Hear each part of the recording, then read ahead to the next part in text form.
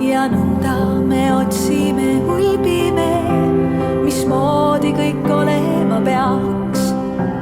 Ta sünnib hommiku valguses, oma enese ilus ja veas, oma enese ilus ja veas. Tere tulemast kuulama Tervisetasku podcasti. Minu nimi on Merike Lehepuu. Kas sina tead, kes tegelikult sinu soolestikus elavad ja mis rolli nad etendavad? Ja kas sinu kõhutervis on sulle oluline? Kui on, siis sa kindlasti sööd hapukapsast, jood kombuchat. Ja oled sa kuulnud sellisest toredast sõnast nagu mikrobioom? Ja kas sa tead, et mikrobioom on sul täpselt sama eriline nagu sinu enda sõrmejälg? Mul on hea meel, et täna olen ma saatesse saanud kutsuda ühe väga erilise inimese, kes räägib meile mikrobioomist hästi lihtsalt ja teeb meile selgeks, kuidas meie ise saame oma kõhutervise eest hoolt kanda. Tere tulemast saatesse, Kaia Kardma! Ma tänan, Merike, sind selle imelise kutse eest. Aitäh, et sa leidsid aega tulla. Kaia, kui ma vaatan, mille kõigega sa tegeled, siis sa oled holistiline nahaspetsialist. Sa oled funktsionaalmeditsiini tervise ekspert. Ja mina küsin sinu käest lihtsamalt, kellena sa ise ennast tunned? Mulle vahepeal tundub, et ma peaks selle nime nüüd tegema selle pika ja lohiseva osas vist lihtsalt nahaspetsialistiks ja püüdma seda võlumaagiat natukene või kogu seda laiapõhjalisust, mida ma tegelikult iseendas juba näen, siis anda edasi lihtsalt selles vahetussuhtluses, kus ma oma klientidega olen. Sellepärast, et iga uue sellise teemasse süvenemisega saad ju justkui uue kihi teadmiste koha pealt endale teada. Kas sa saad nüüd iga selle kihi kohta endale sellise linnukese sinna nimele külge panna? Mulle tundub, et alguses oli see hästi vajalik, et anda märku, et ma vaatan asju kuidagi teisiti. Aga täna ma olen seda nüüd juba nii palju või nii kaua teinud ja ma saan aru, et mind juba nähakse, et ma teen teistmidi. Ehk siis ma pean hakkama seda justkui nagu lihtsustama tagasi.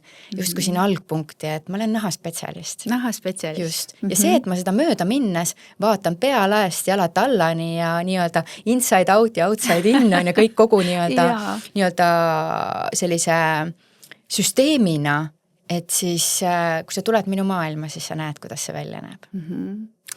Kuidas sa jõudsid selle teeni? Kas su elus oli endal mingisugune olukord, mingisugune sündmus, mingisugune põhjus, miks sa hakkasid, siis ütleme täna lihtsamalt nahaspetsialistiks, sest nii palju, kui mina olen erinevate inimestega lugusid teinud, on kõigil oma lugu. Kuidas nad kuhugi jõuavad, miks nad siis midagi tegema hakkavad? Ma arvan, et kõige huvitavam seda välja tuua on võib-olla see, et kõik märgid minu elus on vihjanud kogu aeg sellele, et see nahk on miski, millesse ma ilmselt süvenema pean. Millal ma sellest niiviisi aru olen hakanud saama, et need nii-öelda vihjeid on minu teele juba varemgi antud saatuse nööke. See võttis tegelikult aega ja kõik see alguse võib-olla minu enda laste sünnist ja oma laste nahaprobleemidest, ehk siis selline atoopiline dermatiit, toiduallergiad, talumatused, leemendavad kõrvatagused, katkised põlveõndlad, verised sügelevad põsed, hormoonkreemid, ikkagi kõik täis mäng. Ja selle sees siis ise sellise noore emana, et mul 2 esimest last sündisid üsna väikse vahega, alla 2 aasta oli vahe ja seal vahel siis ise hormoonide möllus otsustad veel hormoonspiraali kasuks ja saad ise veel siis sellest tingitud akne ka. Väga palju ebakindlust, väga palju hirmusid, väga palju segadust ja tunnet, et mida ma siis tegelikult tegema pean, et iseennast aidata, oma lapsi aidata. Okei, hapnikumask tuleb kõigepealt endale panna, et ennast korda teha, aga teistpidi, kui mul laps ikkagi ennast veriseks kraabib, siis loomulikult minu jaoks on nagu oluliselt prioriteetsem tema probleem. Ja siis sa saad aru, et okei, seal on suur rohkem asju, ega arstide juhendid selles mõttes on üsna nagu napid, et vaadake, mis te siis natuke sööte ja määrime kreemikest peale ja kasvab välja et see kasvab välja on nagu selline hästi tõsine nagu selline teekond, kuidas korda saada.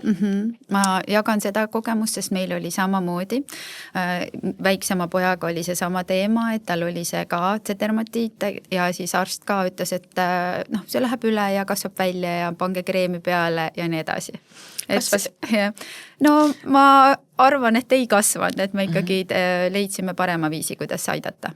Ja ma arvan ka, et ma selle laste teemaga jõudsingi mingisuguse teadlikkuse astmeni ja otsapidi sinna ilumaailma ka ja tegelikult töötasin aastaid kosmeetikuna. Ja ehk siis nahaspetsialistina nahahoolduse fookusega. Eks seal õppes ju sai ka teada, et keha on ikkagi tervik ja tegelikult on veel aspekte, mis mõjutab, aga millisel tasemel mõjutab. Seda ma olen ikkagi avastanud viimase paari aastaga. Ja jõudsin selleni tegelikult läbi enda tervise kaardistamise. Lihtsalt selle, et kui sa arvad ja tead, et ma olen tervislik, nii-öelda tervislik, siis tuleb välja, et on kihte, mida sa endast ei tea. Ja ka klientide puhul tegelikult nägin ma seda, et kellel ikkagi kroonilised põletikulised nahahaigused, olgu selleks akne, täna on väga nii-öelda 40+ naiste seas väga levinud rosaatsia, ehk siis see pidev õhetus, kuumatunne põskedel, punnikeste foon, lõuapiirkonna akne naistel, et kõik on nagu süsteemse põletiku haigused ja kui sulle satub järjest rohkem selliseid kliente ja sa tunned, et ma selle kosmeetilise ilurutiiniga ehk siis sellega, mida hommikul oma nahaga vannitoas teha ja õhtul ja sa vaatad, et sa jõuad mingi tulemuseni ja siis sealt edasi enam ei saa. Sa oled nagu mingisuguse raudvärava ees, võtit ei ole ja tekib nagu kimbatus ka kliendile endale, aga mis siis nüüd edasi saab, on ju, ja nahaarstilt ju ka abi ei tule, sellepärast, et isegi kui sa teed mingi kuurikese seal läbi, siis oled mõne kuu pärast uuesti alguses tagasi ja vahest isegi hullemini. Ehk siis seda segadust on nagu päris palju, ehk siis see oli see, mis viis mind nii-öelda sinna funktsionaalsesse, ehk siis selles, et kuidas see keha, kui nahk, kui üks kehaorganitest, kuidas ta siis funktsioneerib, see on otses mõttes, see on see funktsionaalne pool tegelikult, mida see tähendab. Eesti keeles on see muidugi, see kõlab nagu nii huvitavalt, mujal maailmas teatakse selle tähendust võib-olla nagu rohkem mida see tähendab. Ja ma olen nõus sellega, et Eestis on vähe veel neid funktsionaalse tervise spetsialiste või kuidas üldse nimetada neid, eks, aga hästi palju on viimastel aastatel, võib juba öelda, räägitud sellest tegelasest, mina ei tea, mina nimetan neid niimoodi vahepeal, et mikrobioom, et selline kõlab väga suurejooneliselt ja räägitakse väga eriline ja kõik see pool ja siis hästi levinud on ka see ütlus, et soolestik on meie teine aju. Kui ma sind kuulasin, et siis sa ravisid ja aitasid inimesi nagu väljaspoolt, aga kuidas siis on ikkagi seotud see soolestik ja nahk? Et mis on selleks kuidas ma siis ütlen, selliseks sillaks ja mis ühendab need kaks? Kui soolestiku tahta nii-öelda visuaalselt võib-olla endale ette kujutada, millist rolli ta keha jaoks mängib, siis on see nagu selline suur keskusringtee, võiks öelda.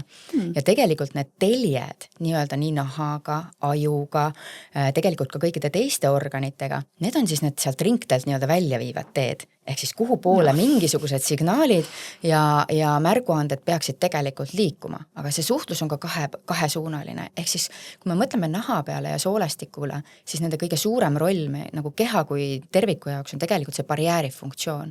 Selline tunnetuse funktsioon. Ehk siis kui sa oled ka näiteks, hea näide see tunnetuse koha pealt, et kui sa oled oma lähedasega koos, siis iga see puudutus seda sa tunned ju tegelikult oma meeltes hoopiski lõppkokkuvõttes. Ehk siis ta läbib nagu absoluutselt kogu sinu keha, jõudes kuhu sellele puudutusele tekib nagu tähendus, eks ju. Ja samamoodi see tähendus liigub ka nagu soolestiku tasandil nii-öelda nahapinnalt, et üks on nagu naharoll on selline puudustuslik tajupool on ja nagu lapsed õpivad kompides kõike tajuma, nii-öelda tundma, et siis selline tunnetuslik pool, aga see signaalide liikumine on siis mitmesuunaline, ehk siis tegelikult meie keha tahab kogu aeg saada infot, mis toimub meie ümber ja ta teeb seda läbi naha. Ja teine pool on see, et kõik see, mis jõuab meie kehasse, peab jällegi omab keha jaoks mingisugust tähendust, ehk siis soolestik nagu keskuse, ütleme keha sisese poole poolt, on ta siis selliseks barjääriks meie sisemaailma ja selle välismaailmast tuleva osas. ja midagi ei ole teha, et see, mis läbi soolestiku käib, on see, millest me kõik tehtud olema.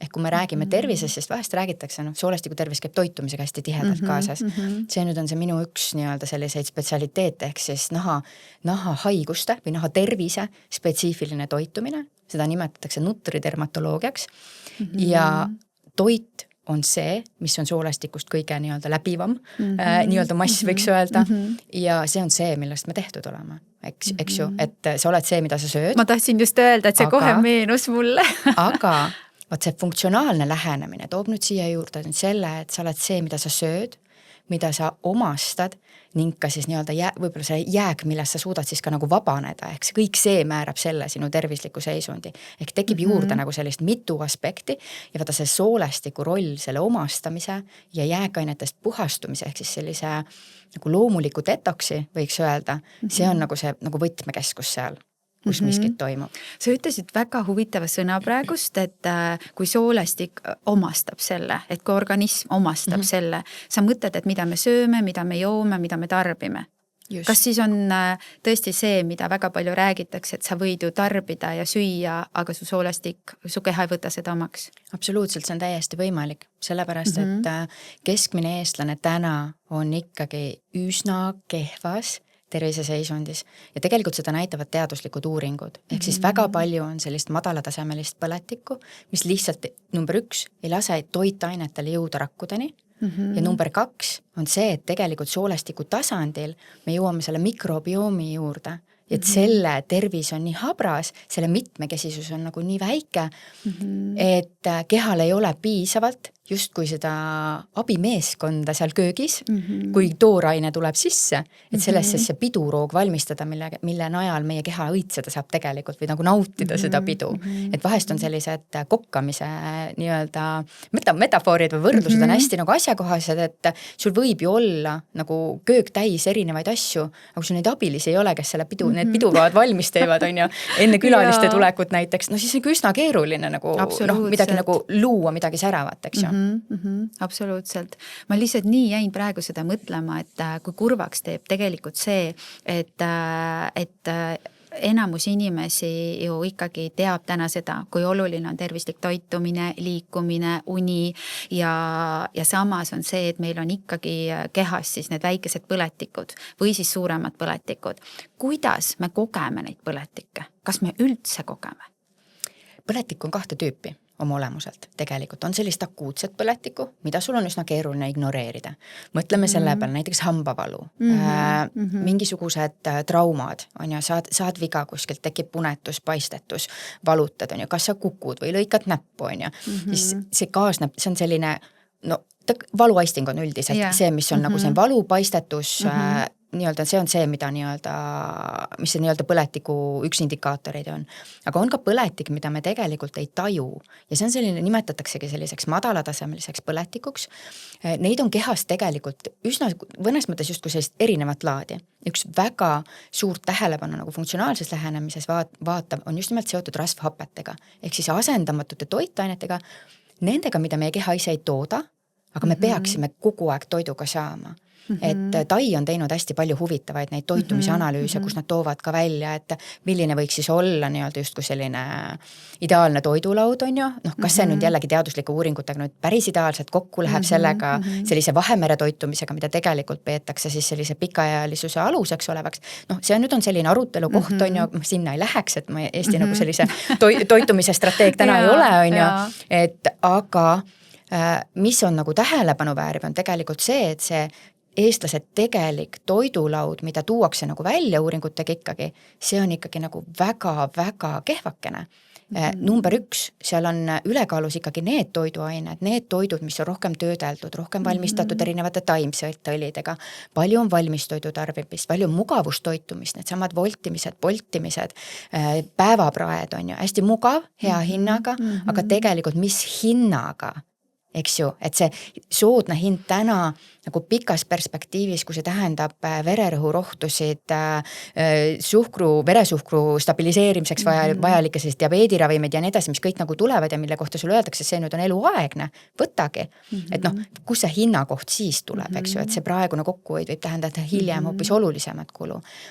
Ehk siis natukene vildakas on see toitumine, et see tervislikkuse foon on ka nagu selline. Ma just nagu jäin mõtlema seda, et sa ütled ja kõlama jääb see, et me peaksime ikkagi kõik ise toitu valmistama kodus oma toorainesteks.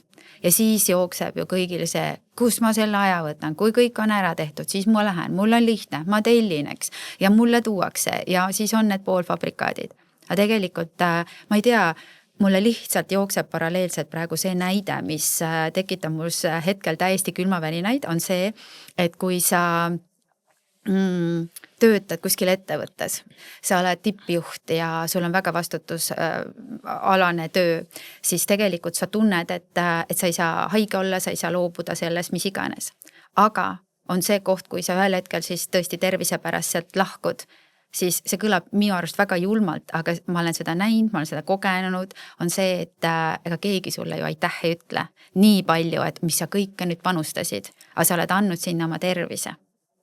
Ja teine pool, see võrdlus sellega, et mul ei ole aega, sest ma peangi nii-öelda tegema kellegile teisele pidevalt tööd selleks, et siis temal oleks hea, tema omakorda teeb seda kõike ja siis ma haarangi midagi, et süüa ja ma ei mõtle tegelikult oma tervise peale. Ma ei mõtle oma kõhutervise peale, ma ei mõtle selle peale, et mis minu kehas toimub ja ma hakkan ilmselt mõtlema alles siis, kui ma tunnen valu kuskil või kui ma näen aknast, peeglist, mis mul näos on, mingi punn, kortsud, juuksed on, kuidas need nüüd nii äkki halliks on läinud, eks ju, et kõik see pool, mis tuleb, siis ma ei tea miks, aga mul on praegu see tunne, et ma tahaks inimesi lihtsalt üles kutsuda, et palun peatu korraks ja vaata, mis su elus toimub, et leia see hetk. Sellepärast, et kui sa pidevalt kiirustad, sa jooksed nagu enda eest ära. Sa ei võta vastutust oma elu eest, oma tervise eest, oma toidu eest ja tegelikult, kui sina oled täna see inimene, kellel on lapsed, siis sa kogu aeg nagu kopeerid seda, et lapsed võtavad ju selle omaks ja nad teevad nii nagu sina ja nemad on ühel hetkel hädas oma tervisega. Et lihtsalt mõtle korraks selle peale. See on mõtteaine ka mulle endale, sellepärast ma ütlen selle kõva häälega välja, sest ma ei tea, võib-olla sina, Kaia, saad öelda, et sa oled ideaalne. Mina küll ei saa öelda seda, vahel ongi kiired tööpäevad ja pärast mõtlen, hinged sisse välja, okei, kallis keha, anna mulle andeks, et ma seda söön või mul ongi kiire ja ma võtan midagi ja söön juba, siis ma juba kehal ütlen, et palun, kallis keha, võta sellest toidust lihtsalt parim, et ma tean, et see on praegu nii, aga mitte nagu iga kord nii. Et siis mul tekibki see tunne, et seda rongi on niivõrd, ma ei taha öelda välja keeruline peatada, aga mul on ülimalt hea meel, et sa vähemalt proovid seda ja ka mina proovin seda. Et mis, Kaia, siis tegelikult toimub meie kehas, kui me vaatame peeglisse ja me näeme, ma ei tea, õhetavad näonahka, punnikesi näos, valu on kuskil kehas, mis meie kehas toimub? Tegelikult üks lisaks nendele samadele asjadele, mida sa tegelikult praegu nagu ette lugesid, see sama sellised natukene rahulolematus selle pildiga, mida ma peeglist näen, ehk ei tunne ennast oma nahas hästi, on märguanne number 1. See on kõige vahetum signaal, mida sinu keha saab sulle anda, et ta ei tunne ennast hästi. Eks ju, et kas me peame nagu justkui ennast nagu eraldama sellest, vaata, et keha räägib sinuga, et ta ei tunne ennast hästi, on ju, tegelikult oleme me ju üks, on ju, ja aga naiste puhul eriti ikkagi tüüp või tegelikult ka meeste puhul ilmselt, aga lihtsalt ma naistega räägin nii palju rohkem, seesama väsimus, mis sa välja tõid, paistetustunded, kõht on pidevalt punnis, sõltumata sellest, kas nüüd päevad hakkavad vahetult või ei hakka, et selline pidevalt jalgade paistetused, kontoritööl täiesti tavaline, tuled koju õhtul ja nagu pakud tahaks seina peale kõmm üles visata, on ju. Et sellised paistetuse tunded on hästi-hästi sagedased, mis tegelikult, kui see kõhutervis hakkab nagu paranema ja selline põletikufoon hakkab kehas vähenema, mis tegelikult kaovad ära. Ja mille kohta võib-olla, kui mina töötan ju naha kontekstis, inimesed ei ole seda nagu oodanudki, et see on nagu üllatusboonus, et aga tead, ma nagu ei tunnegi, et ma nii paistes olen. Ja energia muutub stabiilsemaks, jääb vähem sellist sõltuvust sellest pärastlõunasest kohvist. näiteks, et peale söömist ei ole tunnet, et mul on vaja magusat tampsu või et seal kontorisahtlis, et seal peaks olema üks selline, noh midagi magusat ikka peaks seal olema, on ja kas ma nüüd, ma olen teadlik toitu, et ega ma ju tervet šokolaadi korraga ei söö, aga paar riba ju on nagu täitsa okei ju selles mõttes, et sealt ei tule ju väga palju kaloreid, on ja absoluutselt. See ongi puhas elu nagu reaalselt. Aga ütle Kaia seda, et kui mul on see tunne, mul päriselt on see väga pikalt olnud ja ma tean perioode, kui mul ei ole seda ja ma tean, mida ma siis teisiti teen, eks, aga ongi see, nii, nüüd tahaks midagi head. See on märguanne sellest tegelikult, et sul kehal on toitaineid puudu. Kallis inimene, jäta see palun meelde, kui sa tahad midagi head, siis su kehal on toitaineid puudu. Ja. Või ta tahab juua. Või ta tahab juua. Või on veepuudus. Ehk sisuliselt keha jaoks ongi ka nagu toit, on ju. Sellepärast, et kui mõelda selle peale, et kust me tegelikult nii-öelda läbi ajaloo võib-olla evolutsiooniliselt tuleme, siis toit ja jook meie jaoks väga sageli oli üks ja seesama. Ehk siis võtsidki maast neid põõsa küljest marju või puu küljest vilju, on ju, ja mingid korrad päevas oli ka siis võib-olla selline lõkke peal, loodame, et need olid juba ilusamad ajad, on ju soojendatud söök. Et üldiselt toit oligi sageli ka nagu joogiga seotud, ehk siis see on see põhjus, miks täna nagu väga palju sellist näksimist on. Aga näksimist on üüratult palju. Ja see on üks põhjus, miks täna soolestiku tervis tegelikult kannatab. Ja miks ta kannatab seoses selle pideva näksimise ja sellega sa oled justkui nagu orav rattas niimoodi natuke näksimisega, on tegelikult see, et kõik see, mis nagu on kasutuses kogu aeg, see kulub. Kõik, mis kulub, vajab pidevalt tegelikult natukene ka remonti ja taastamist ja ümberehitamist. Aga kui mõelda sellise pidevas kasutuses oleva trassi peale, näiteks Tartus on meil Riia maantee, Tallinnas Narva maantee, on ju sellised suured teed, kus kogu aeg liiklus käib, sisuliselt toit liigub, on ju, toitained liiguvad, kuskil on võib-olla väike ummik ka, on ju, et kõhukinnisus on tänapäeval väga tavaline, on ju, soolestikus. Nii, et kui kuskil on midagi nagu liigub kogu aeg, siis taastamist ei toimu, tegeletakse sellega, mis sul parasjagu leti peal on, nagu niimoodi. Kodus hakkad koristama ka ikkagi siis, kui sa oled nõud pannud nõudepesumasiinasse, kraanikausi tühjaks teinud, siis sa saad hakata pindasid puhastama, või sa teed seda kuidagi sünergiliselt, on ju. Ja nii edasi, et põrandat saad hakata tõmbama siis, kui sa oled sealt kõik suured asjad ära koristanud, on ju, nad on oma nagu õige koha leidnud. Et soolestiku tasandil on samamoodi, et tegelikult nii-öelda selle soole barjääri taastamine toimub siis, kui sina ei söö. Siis kui keha saab toidust korraks puhata, siis tuleb nagu teine brigaad välja, kes siis hakkab nagu ehitusega tegelema. Ja tänases sellises, ütleme, toitumise maailmas, kus on väga palju lisatoitu, ma loodan, et kuulaja on juba nii teadlik, et vaatab, mida ta sööb, ehk siis kui ta toobki pakendis, kui sina tood pakendis toidu koju, siis ole hea loe, mis seal peal kirjas on. Kui seal on neid sõnu rohkem, mille tähendus sa tegelikult ei tunne, siis see on nagu see koht, kus meelde tuletada, et mis on toit ja mis ei ole. Ehk siis kui toidu nimekiri on selline ja seal enamus nimetusi on ikkagi väga võõrad, mis ei ole porgandkaalikas või ja nii edasi on ju, nagu arusaadav asi, et jah, seal on see nisu või jahu, vahet ei ole isegi, kui see on see, nagu, et arusaadav asi, millest see tehtud on nagu kõik hästi, aga kogu see Mendelejev, mis seal sees on tegelikult meie kehale ääretult lõhkuv, ehk siis ta tekitab soolestiku sellist seina, mis peaks olema selline hästi-hästi tihe nagu võrgustik, ütleme niimoodi, selline tihe liidused on seal rakkude vahel. Need lisaained näiteks toidus, ütleme, kõige lihtsam näide, need tegelikult nagu lagundavad neid vaheliiduseid, ehk siis soolestik muutub natukene nagu selliseks sõela moodi, selliseks auklikuks.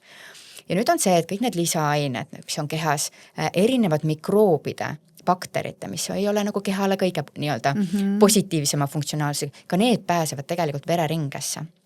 Ja hakkavad läbi selle tekitama kehas pahandust ja võimendama põletikku.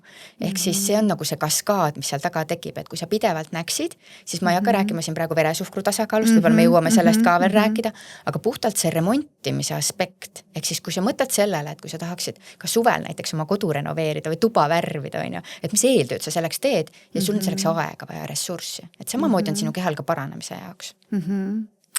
Aga jõuame selle mikrobioomini ja selle kõhu terviseni nagu rohkem, et sa oled öelnud, et ja räägitakse ka, paljud räägivad sellest, et meil on need kõhuelanikud, eks ole, et mis rolli nad siis mängivad meie tervise hoidmisel? Nahafookusega ma tahaks öelda, nad kõige rohkem vastutavad selle naha niisutuse, elastsuse, sellise prinkuse eest. võib-olla oleks see number 1. Okay. Sest see on number 1, millega tavaliselt ka nahahoolduse fookusega kuskil abi minnakse otsima, et ma ei saa aru, mu nahk on nii ketendavaks ja kuivaks ja sellist tuhmiks läinud ja need põsed vajuvad ära ja mingisugused sellised ja igal pool tekivad kurrud nagu sisse, on ju, aga see niiskuse nagu tasakaalu muutus on võib-olla selline kõige tajutavam, mis siin ütleme 30-ndatest kuni sinna 50-ndateni sinna seal vahepeal nagu, kellel natuke varem, kellel natukene hiljem nagu nii-öelda kohale justkui jõuab ja sealt taga on tegelikult mikrobioom. Okay. Miks? See on võib-olla tundub, nüüd ma räägin täiesti nagu muinasjuttu põhimõtteliselt ilmselt mõne jaoks, mõni on väga teadlik, on ju, aga et see, et sinu nahal oleks elastsus alles, et selline see pehmus ja siidisus, see tegelikult on seotud nii-öelda meie nahas nii-öelda selle kollageniga, mida kõik ju teavad, on ju, et hästi tähtis, kollagen on nii tähtis, on ju, et noh, nii-öelda vana anti-aging fookus number 1. Aga tegelikult selle kollageni ümber on seal hüaluroonhappe, mis on nagu niisutus, ehk siis seotud otseselt selle veega meie kehas. Ja kõike seda koos hoiab tegelikult selline nahaomaste lipiidide hulk. Ehk siis on rasvad meie kehas, mida meie keha toodab ise, erinevatest ainetest, ma kohe jõuan, kus see soolestiku roll siin on, ja on rasvad, mida meie keha ei tooda ise, mida me peame saama toiduga, aga mis samamoodi seda nahabarjääri, seda, et see niiskus siit ära ei kaoks, et see nahk tuntuks siidine, pehme, sile on ju selline mõnus, et see kõik tegelikult läheb juurtena soolestikku, sest need nii-öelda lühikese ahelaga rasvhapped, need ongi teatud sellised nahaomased lipiidid, millest nagu barjääri üles ehitatakse, neid toodavad tegelikult toodab nii-öelda mikrobioom, ehk siis need bakterid, mikroobid, kes meil kõhus elavad. Ja kui, aga millest? Ma just millest, eks ju, jaa. Tegelikult kiudainetest. Ehk siis põhimõtteliselt see köögiviljakas, see krõmps, see värske, mis meie toidulaual kipub olema üha napimas nagu vääras, eriti nii-öelda kui talvisel hooajal, sügistalvisel ajal, et tegelikult see vastutab selle eest, et sinu nahk oleks niisutatud, elastne ja selline prink ja see niiskus ei kaoksid ära, et ei oleks seda kuivust ja ketendamist. See on selline hästi ebaloogiline järjekord, et mis mõttes saab selle, kuidas saab sellest porgandist nagu naha jaoks nagu selline siidine sile nagu lipiid on ju rasv tegelikult, et kus see loogika tuleb, aga vaata siis meil tulevadki appi need mikroobid, kes seda teevad. Probleem on selles, et tänapäevase toitumise juures ja ma olen nüüd viimaste aastatega rääkinud sõna otseses mõttes ikkagi 100 naistega, analüüsinud 100-sid, nii-öelda 30-ndates, 40-ndates, 50-ndates aastates naiste nagu toitumisi, vaadanud pilte nagu nii-öelda sadu, mida mulle saadetakse, et mis tavaliselt mu klientidega käib, saada mulle oma 3 päeva toidupildid. Nii-öelda, ehk siis ma näen visuaalselt, mis nagu toidulaual taldrikus on, selle tervisliku toitumisega, mida nii-öelda arvatakse, et on, siis seal ei ole tegelikult väga palju neid toitusid, mis neid lühikese ahelaga rasvhappeid aitavad toota. Ehk siis siin on ahelates on lülid sees. Et kuidas seda nüüd korda saab? Tegelikult tuleb ikkagi nagu teadlikult oma toidulaua seda nii-öelda proportsiooni, mis seal taldriku peal nagu toidugruppidena on, hakata kujundama. Ja kujundama nagu sellise arvestusega, et kui seal ei ole 30 aastat mingit gruppi olnud, siis supilusika täiest natuke juurde millegi panemisest ei piisa. Ehk siis kui enne on olnud nagu kardinaalselt suund puudusele, siis nüüd tuleb see suunata küllusele. Ja kui tuleb seda küllust, siis on kehal ressurssi. Kui kehal ressurssi hakkavad tulema muutused. Ehk siis muutust ei tule, kui sa teed samamoodi edasi, sest ainult siis saab muutust tulla, kui sa nagu strateegiat muudad. Kusjuures sa ütlesid nii hästi, et küllus saab tulla, et lihtsalt, kuna mina ise oma valdkonnas ka tegelen hästi palju sellega, et kus inimesed ikkagi tahavad mida, küllus, tahavad raha, tahavad kõige rohkem, eks ju, et siis võib-olla see on see koht, kus tasub meelde tuletada, et kui ma nüüd õigesti mäletan, Kaia, sa saad parandada mind, et nädalas me peaksime sööma 30 erinevat köögivilja, puuvilja, eks ole, on puuviljad ka seal või? Ja seal on puuviljad, seal on seemned, seal on pähkid sees. 30, eks ole. Just. Ja siis, kui me mõtleme appi, neid on ju kõike nii palju ja kui sa hakkad lihtsalt endaks korra, võtad selle hetke, kui su mikrobioom minu arust teeb miau, ehk ta hakkab nagu kurruma, et sa lõpuks rahuned, sul on lõpuks hea, on ju, sest mikrobioom, mina olen aru saanud, et kõik meie elustiil ja närvilisus ja kõik see ka sõltub sellest, et selleni me kohe jõuame, et sa lihtsalt võtad selle hetke ja mõtestad läbi, et milliseid köögivilju, puuvilju sa sellel nädalal sööd, et sa teed ka plaani, eks, sest et see ei ole ainult see, et söö tervislikult, vaid just see, et sa püsiksid terve, et sul kehas ei oleks põletikku. õhku ja sealt sa loodki selle külluse, mulle see seos lihtsalt praegust nii meeldib endale. Ja ma olen isegi julgustanud, et selle koha pealt, et tegelikult kõik tulevad hästi erinevatest kohtadest, on ju, et see kodune nagu see taust, kus sa oled nagu üles kasvanud, seda enam mulle meeldib naistega töötada, kes on emad, siis nende see nagu see puudutuse efekt on nagu nii suur, et kui neil on lapsed ja abikaasad ja sugulased ja kõik muud, see on nii selline väestav, on ju, aga reaalselt seda ei pea tegema endale keeruliseks ja üleöö, ehk siis kui sa muidu oled ikkagi enamus kordi, hommik on ainult võileib ja õhtusöök on päevapraad ja õhtuks siis on enamasti, sest lapsed muud ei söö hakkliha makaronidega, on ju, kus on natukene või makaronid ketsupiga kõigest, või siis on seal võib-olla kurgi või tomativiil. Ja, aga ketsup on ju tomat. ja see on nagu teravili, on ju, et ja teravilja peab ka sööma, sest seal on kiudained, on ju, just kui tuuakse välja, selles mõttes, et noh, vabanduse leiab alati, aga kuidas ma oma klientidega nii-öelda teekonnale, kui me läheme ja me hakkame seda keha natukene nii-öelda, ütleme, seda keha biokeemiat püüdma nagu muutma hakata, siis me teeme seda ikkagi samm-sammult. Ehk siis tegelikult kõik saab alguse sellest, et tuleb aru saada, kus sa oled.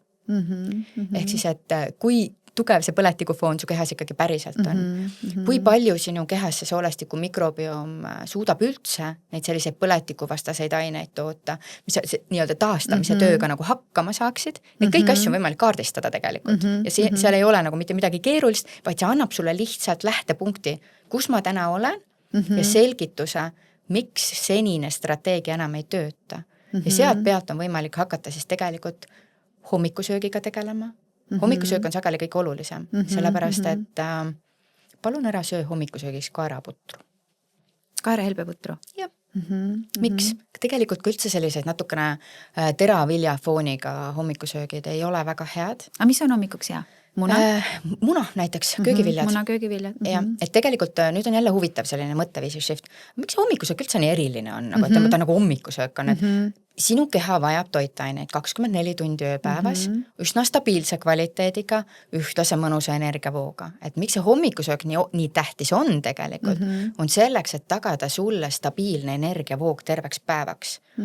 Kui sa alustad hommikusööki sellise süsivesikute rohke toiduga, nagu seda on puder, mis on nagu nii paljud armastus, samamoodi tegelikult ka see kiire võileib, sarnane teravilja baas, mis jällegi naistel väga palju kõhukinnisuse probleemidega seotud tegelikult on. Isegi kui ta saab kohviga alla loputatud, mis natukene nagu toeta. Ikka valusad punktid on, et on ikka päris palju need punkte, mida puudutab, on ju. Et ta tegelikult veresuhkru tasakaal on naise puhul ka nagu hormonaalse tasakaal alus, käib läbi soolestiku nii-öelda, ütleme see metaboolne pool üldse. Ja kui hommikul kohe omal see veresuhkur nii-öelda hästi kõrgele üles nii-öelda saata nagu suure hooga, siis lõunaks kukub ta alla. Ja vaata seal tulebki siis see peale päevapraadi, see šokolaad ja see kohvi ja kõik muu. Ja kui sellega oled nagu ära teinud, siis õhtul koju minnes, et siis ilmselt on seda veiniklaasi vaja, et seda pinget veelgi maha võtta pärast. Et sa ise nagu kaevad endale vaikselt seda auku niiviisi ja siis ajavad need lapsed sind närvi, kui sa koju lähed ja sa ei saagi neile normaalselt süüa teha, sellepärast et su enda sütik on nii lühikene. Aga tegelikult küsimus on selles, et miks sa ise ei ole rahulik. Ja rahulik ei ole sa ise sellepärast, et sinu enda, nagu kuidas öelda, keha on kogu terve päeva stressis niimoodi hüpanud selle veresuhkru kõikumise käes. Et see on see põhjus, miks hommikuti on väga hea köögiviljadega alustada ja sinna kõrvale mõnuga muna näiteks. Ja muna ei pea üldse kartma tegelikult. Just täpselt, ja sest väga paljud ütlevad, et muna paneb kõhu kinni ja nii edasi, eks ju, aga see sõltub ilmselt ju sellest, et mida sa sinna juurde sööd ja nii edasi, et kui sa köögivilju sööd, ei juhtu mitte midagi. Aga ütle mulle ka ja sellist asja, et millised siis, kas, või see, mis sa juba praegu siin ette lugesid, eks ju, et see sama, et sa lähed koju, sa võid närviline olla ja kõik need asjad, kõhukinnisus, kõik see, et aga vanus ju, kõik kukubki alla, gravitatsioon töötab, eks ju, et siis ma saan aru, et me ikkagi väga lihtsalt otsime ka vabandusi endale, nagu sa ütlesid, aga siis ikkagi, et kas need on esimesed märgid, et su mikrobioom on tasakaalust väljas? Mina arvan, et need on esimesed märgid, et su keha on üldse tasakaalust väljas. Ma võiks sellel täiesti nagu kogu keha peale nagu laiali panna, sellepärast, et kuigi see nagu soolestik, ütleme nagu fookuspunktina on nagu nii tähtis seoses nende toitainetega, millest me juba rääkisime, et millest nahaehitus sõltub, millest kogu su keha ülesehitus ju sõltub. Et jah. Aga kuidas me saame seda mikrobiomi siis ikkagi aidata, kui see on nii unikaalne? Või ma küsin kõigepealt, miks ta üldse on nii unikaalne? sellepärast, et absoluutselt kogu sinu sünniteekonnast hetkest alates puutud just sina kokku nii erinevate, ütleme keskkonna mõttes erinevate asjadega, juba see hakkab kujundama sinu mikrobiomi, kas sa peale sündi saad emalt rinnapiima või sa oled kohe kunsttoidu peal. Kas sa oled sündinud loomulikult nii-öelda justkui nagu vaginaalsel teel või sa oled sündinud keisrilõikega.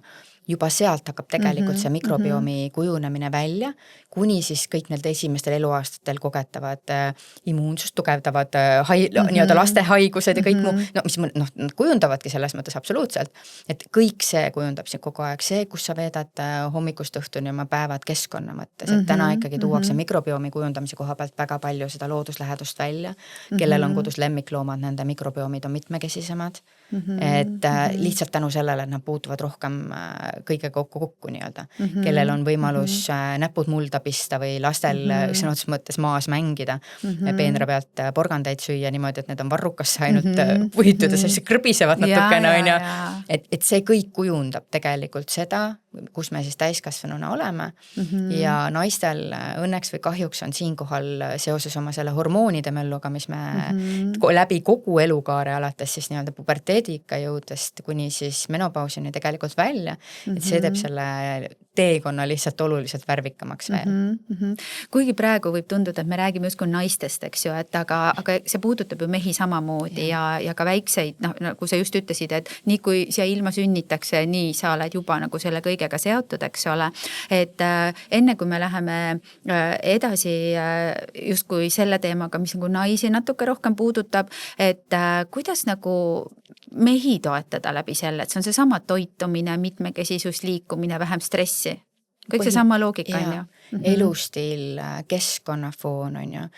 Kõik see tegelikult on universaalne ja kehtib absoluutselt kõikidele, et see, millega sa kokku puutud, see, kuna mikrobioom on elus, ehk siis täpselt nii nagu sind miski puudutab, siis puudutab see tegelikult teda ka läbi selle vahetu nii-öelda suhtlemise kommunikatsiooni on ju. Et stress täna mina ütleks meeste puhul ja naiste puhul kõigi puhul tegelikult väga palju puudutab unehügieen ja väga palju puudutab söömishügieen.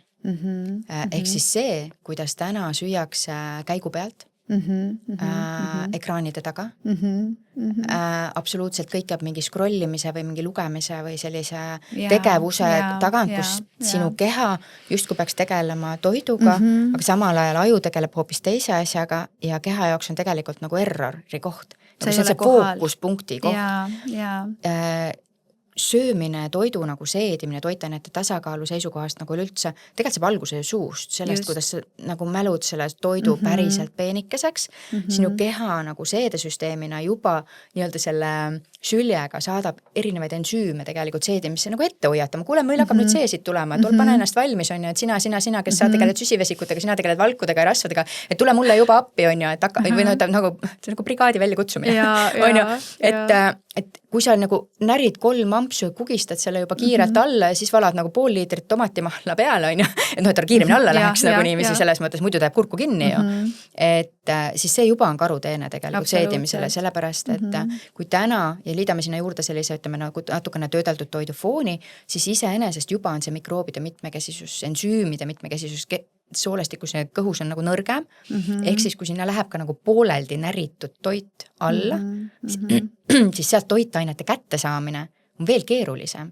Ehk siis väga sageli sellistel kiirustajatel tegelikult on peale söömist erinevad rõhitsemised, kõrvetised, puhitused, on ju, ja sealt ju, nii-öelda kuni siis selle kõhukinnisuste teemadeni välja tegelikult, et keha lihtsalt ei suuda nii kiiresti neid toitaineid selle toidu käest kätte saada, kui see tegelikult see toit, nii-öelda pooleldi seeditud toit võib-olla juba nagu seedekulglas edasi lükatakse, on ju, või siis jääb ta sinna troppima ja tuleb järgmine laar peale, mis on nagu värskemas seedimisastmes nagu niimoodi, ja siis see käärib seal kõik. Absoluutselt, ma olen nii nõus nagu sinuga, et ja mulle väga meeldib see, et kui sa räägid, et ongi see brigaad, kes peale tuleb, siis mina olen ka alati rääkinud mitte nüüd enda kogemusest, aga kuna mulle meeldib ka näitlikult ja mul hakkavad pildid jooksma silmade ees, et just eriti siis, kui on see, et ei ole praegu üldse süüa vaja, vaid on juua vaja ja siis on täpselt see, et kuulge, ta annab meile jälle süüa, no võtame ennast kokku, tegeleme sellega.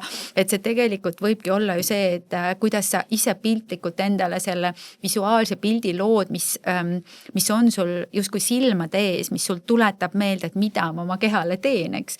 Ja see, et kui sa tead, et mis su kehas ja soolestikus toimub, kui sa suurte tükkidena sööd, siis võib olla nagu mitte kõige ilusam näide, aga ka meie torud võivad kodus umbe minna. Kui seal on tropp ees ja siis sa teed mida, sa surud, on ju. Ja siis sa püüadki teha ju midagi, et see alla see tükk sealt läheks, on ju.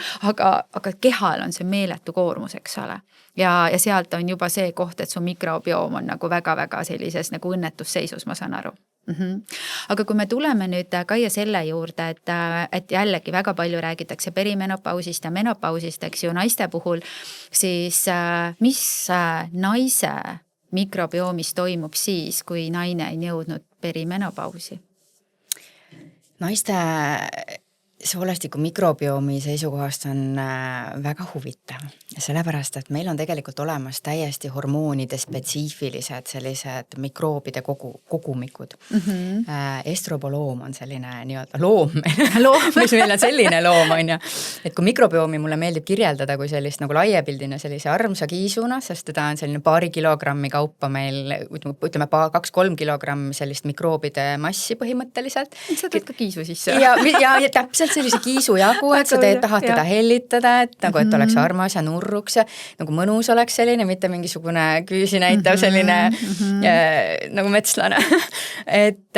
Ja hormoonide, eriti naiste puhul, see puudutab siis naisi just tegelikult, siis see östrogeeni metabolism on hästi tihedalt seotud soolestiku tervisega. Ja just nimelt östrogeeni nagu ütleme metaboliitide ehk siis nagu hormooni jääkide kehast välja viimine on seotud soolestikuga ka. Ja siin me jõuame tagasi nüüd nende kiudainete rolli juurde tegelikult, ehk siis kiudained on väga multifunktsionaalsed keha jaoks, nii nagu on absoluutselt kõik toitained tegelikult. Ehk siis kui ma rääkisin enne nagu sellest nahaelastsusest, sellisest siidisusest, pehmusest, sellest tundest, et ta on kreemitatud. Ilma kreemitamata. Tal on juba kreemitatud tunne. See on ju võimatu, ütleb enamus naisi, kes tahavad ju kreemitada, eks ole. Ja just, et tal on juba kreemitatud tunne, ehk siis kui sul on juba nahal peale pesemist selle hästi kuiv ja kiskuv tunne, see juba näitab minu jaoks ära, et su nahabarjäär ei ole nagu lipiidide tasakaalust paigas, on ju. Jõuan just kui niimoodi korraks, need on sellised äratundmise kohad, et mis hetkel sul võib-olla tegelikult sa peaksid sellesse väga süvenema. Et kui sa tahad, et sul ilma kreemitamata on nahal siidine kreemitatud tunne, siis on kiudained hästi olulised. Ja on nagu üks aspekt oli nüüd kordamine on tarkuse ema. Kui me jõuame selle östrogeeni juurde, siis tegelikult väga paljude sellise perimenopausi ehk siis enne menopausi, 40 naised nagu niiviisi, et kellel see nüüd hakkab natuke varem, kellel natuke hiljem on ju nii-öelda ametlikult justkui perimenopausi, see on tegelikult on see täiesti lihtsalt mingi tempel kuskil, et küsimus on lihtsalt mingisuguses teatud elufaasis on ju, et östrogeeni muutus on see, millest palju räägitakse, et sellepärast hakkab kollagen ära kaduma, on ju. Nii, seda teatakse juba palju, super, mul on hea meel. On ju, aga tegelikult enne seda, kui see östrogeen justkui nagu langema hakkab, siis vahest tekib ka hoopis selline suhteline östrogeeni nagu domineerimine. Ja see on seotud hoopis teise hormooniga, ehk siis progesterooniga, mis on seotud meil selle ovulatsiooni ja nii-öelda ovulatsioonist edasi oleva ajaga nagu menstruaaltsüklis. Ja kui see hakkab tegelikult nagu nii-öelda vähenema, siis vahest tekib meie kehas rohkem, nii-öelda, et jääb kehasse alles rohkem östrogeeni, kuigi tema tootmine ei ole suurenenud keha sees. Ja see, et teda on seal rohkem alles, on seotud sellega, et soolestikust ei suudeta ka nii-öelda ütleme jääke kehast välja viia. Sellepärast, et kõik asjad, mida kasutatakse ära, see on hea näide, teeme kartulisalatit või kartuliputru, koorime kartulid ära, on ju, koored jäävad kuskile alles, on ju, need on vaja kehast välja saada, sellepärast, kui nad jäävad sul kööki vedelema, siis nad hakkavad haisema, on ju, just. Tegelikult on kehas nagu ka ainevahetuse jäägid, kui nad jäävad kehasse vedelema, nad ei saa välja, siis hakkavad nad seal pahandust tekitama. Pahandus tähendab üldiselt põletikku, sellepärast, et kui on võõraine, tulevad immuunsüsteemi rakud, likvideerime ära, likvideerimine eeldab tavaliselt põletiku tekitamist seal nagu, nii-öelda, et see on nagu puhastusprotsessi osa nagu niiviisi. Põletik tähendab jällegi laiemalt nagu ebamugavushaistinguid. Ehk siis naiste puhul, mida see tähendab, et östrogeeni metaboliite, jääkainete metaboliite üldse, mida keha ei suuda neid soolestiku kaudu ka välja viia, pakitakse rasvarakkudesse. Suurepärane. Hea teadmine, et miks millegi pärast täiesti märkamatult on mul 5 kilo juures. Söön täpselt samamoodi, magan täpselt samamoodi, on ju, no kõik muud sellised trikid. See on väga oluline info praegu. See ma loodan, et iga naine püüab selle praegu kinni, on ju. Just, et see paistetuse tunne võib visuaalselt olla sellest, et su keha on natuke põletikust, hoiab sellega seoses vedelikku kinni, on ju. Aga need märkamatult hiilivad kilod, mille kohta öeldakse, see on ealine iseärasus, see on normaalne, vaata passi, on ju. Jaa, täpselt. Mina ei kavatse sellega küll nõus olla. Mina ka mitte. Ei, et nagu leppida sellega, et tegelikult tuleb ikkagi vaadata otsa, et aga miks mu keha tahab nüüd rohkem kinni hoida, millega ta hakkama ei saa. Ehk siis see kiudainete roll nagu toitumises tegelikult on nii palju mitmekesisem just nimelt selle, ütleme 40+ naise fookus, kuigi ma ütleks kõik, see on läbi erukaare, mul on vaja, et prügi välja läheks ju, ma ei taha roiskuda nagu mingi jama sees, on ju, ehk siis aga see prügi väljaviimine on üks asi on see soolestiku tasand, on ju, aga see teine tasand on ka see raku tasand. Ehk siis, kui ma enne rääkisin natukene sellist rakuainevahetusest ka, puudutasin neid asendamatuid rasvhappeid, mis on hästi vajalikud. Kus me neid saame? Rasvane kala. Täna naised, kellega mina üldiselt räägin, kellel on täna nahahaigused, söövad rasvast kala võib-olla korra kuus, korra nädalas. Seda on ikka väga vähe. Seda on ikka nagu hale vähe.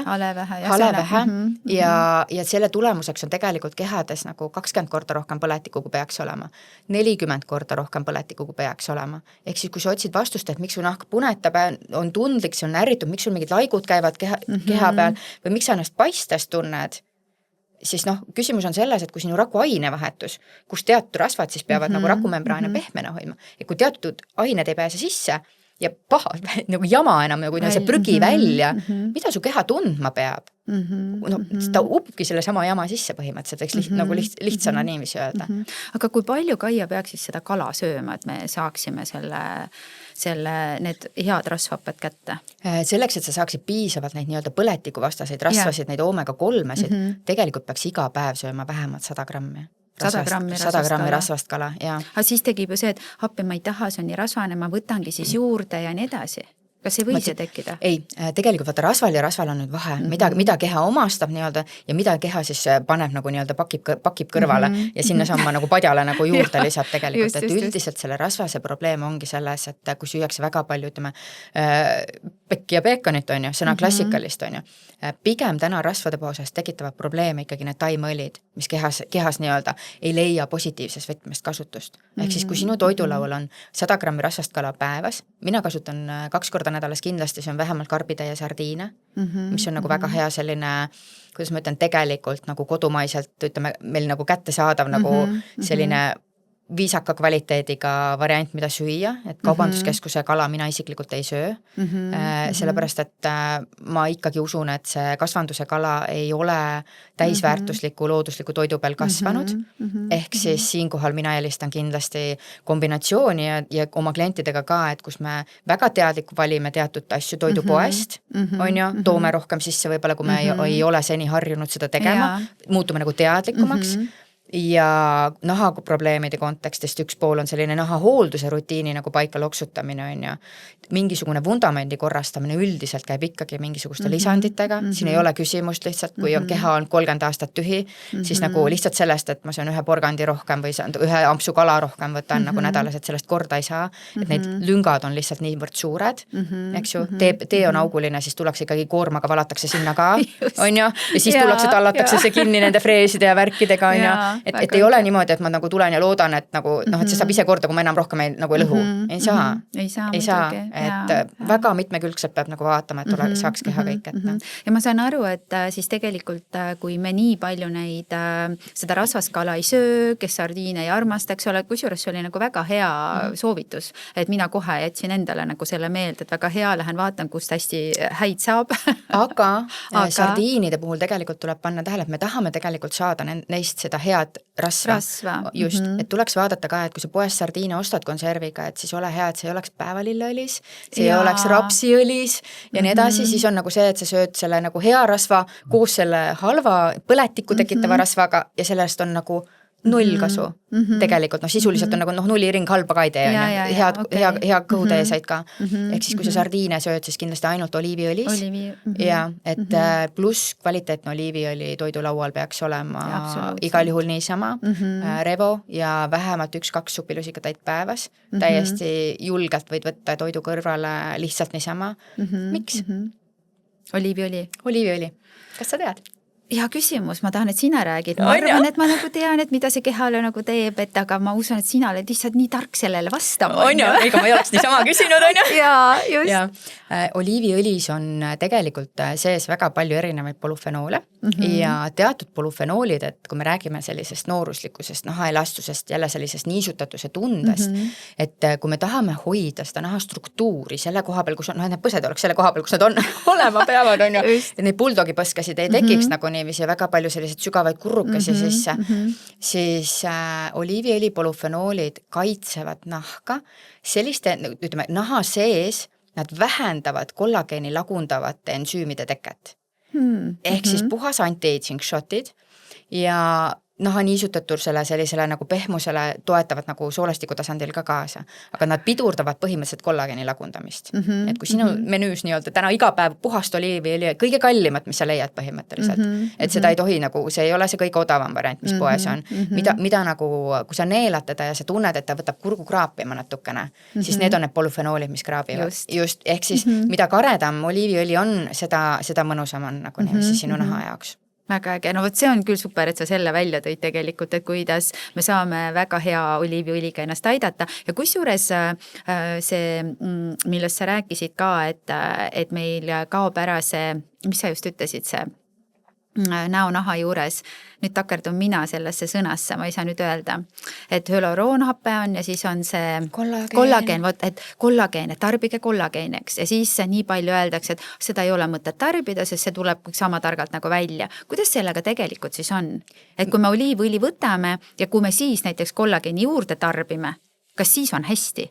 Äkki saab liiga palju. Äkki saab palju? Ei saa palju. Tegelikult ei saa palju. Et ma oma vestlustes nagu näen ka ikkagi seda, et tegelikult ütleme valgu tarbimise seisukohast, kvaliteetse valgu tarbimine pigem on naistel vahest isegi nagu napp. Mis sõltub, on need, kes nagu väga armastavad, nagu üldse liha ka, siin on küsimus jälle, millist liha, et kas see liha iseenesest ei ole võib-olla antibiootikumide fooniga, mingite lisakeemia fooniga, on ju, et nagu tekib see küsimus, aga mis see kollagen oma olemuselt on, et ta on tegelikult, ta saab alguse aminohapetest ehk siis valkudest, miks see nii-öelda valgu või liha jutt nii-öelda nii oluline on tegelikult küll, aga on selleks, et kollagen nahast tekiks, ta vajab päris palju abiaineid, nagu niiviisi.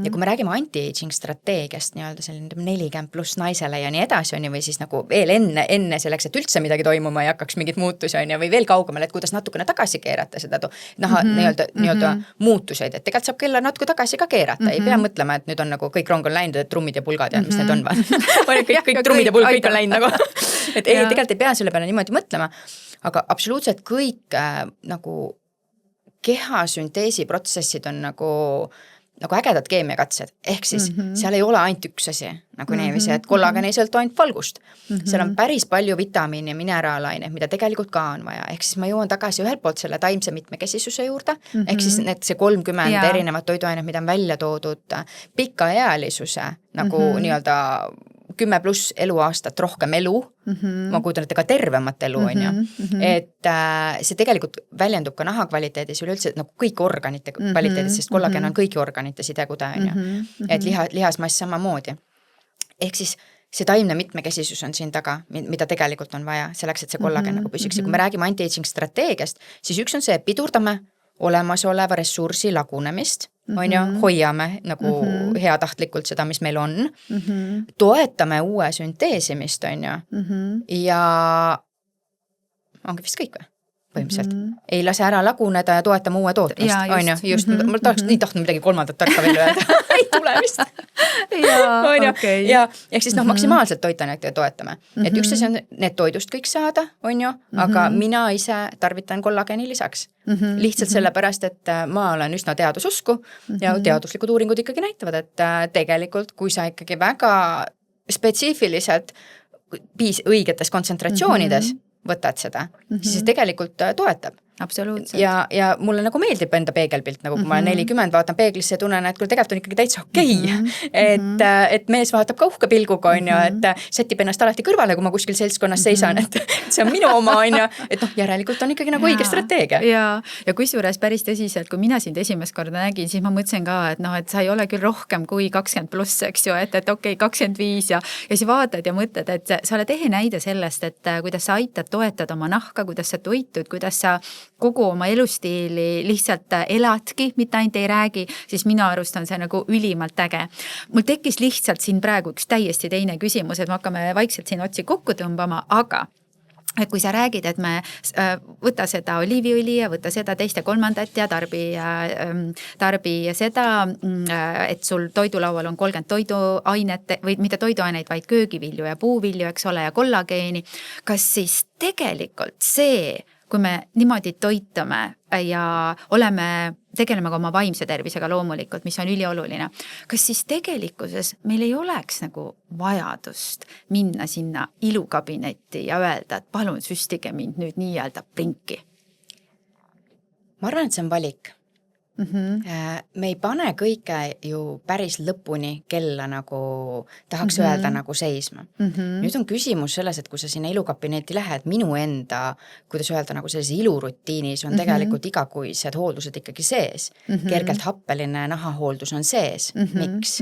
Mida vanemaks jääd, seda nii-öelda naha mikrobiomi mitte sõbralikumaks sinu nahakeskkond hakkab muutuma. Lihtsalt hakkab muutuma. Mina hoian teda selles nooruslikumas foonis nagu edasi, sest ma tean, et teda peab natuke suunama, et ta oleks õiges kohas. Laste kasvatamisega on sama lugu ju. Ma ju tean, et ma natuke pean teda ikkagi suunama. Tal on küll oma initsiatiiv, oma tunistused, oma mõtted, aga ma natuke ikkagi püüan teda suunata, sest selle kogemusega, mis mul on, eks ju, naha tervises on mul samasugune kogemus. Ehk siis ma natuke ikkagi püüan teda suunata. Ja iluprotseduuride koha pealt ka. Et küsimus nüüd on lihtsalt selles, et mis teed pidi minna. Et kas sa tahad sinna panna implantaate, mida täitesüstid on ju, või sa püüad hakkama saada nagu naha loomuliku uuenemise stimuleerimisega. Et on 2 täiesti erinevat strateegiat, mida ka omavahel kombineeritakse. Ehk siis siin tuleb välja tegelikult sinu enda nagu mõtteviisi küsimus, et kuhu maani sa oled valmis nii-öelda justkui selle naha sellise hoidmise või visuaali hoidmise jaoks minema ja kust maalt sa tunned, et okei, nüüd see on see koht, kus ma lasen tal nii-öelda väärikalt vananeda minu tingimustel, on ju, et selle kehasisese toega, selle nahahoolduse toega ja sellega. Ehk siis tegelikult mina isiklikult ei laida ühtegi protseduuri maha, mul on päris hea arusaamine nende omavahelisest sobivusest ja ma kliente selle koha pealt ka konsulteerin, et kui keegi tulebki küsib mu käest, et võt ma mõtlen nüüd nii ja nii ja nii, on ju, et kas mul seda tasuks teha või ei, siis ma räägingi täiesti adekvaatselt nii, nagu mina seda näen. Ja täna ma tunnen, et hinnataksegi seda vaadet nagu, et seda nagu lahti selgitamise vaadet ka, et mida tasub teha, mida mitte ja mis võib olla selle nagu mõju koht. Just. Mulle väga meeldis see, mille sa praegu välja tõid ja ma usun, et see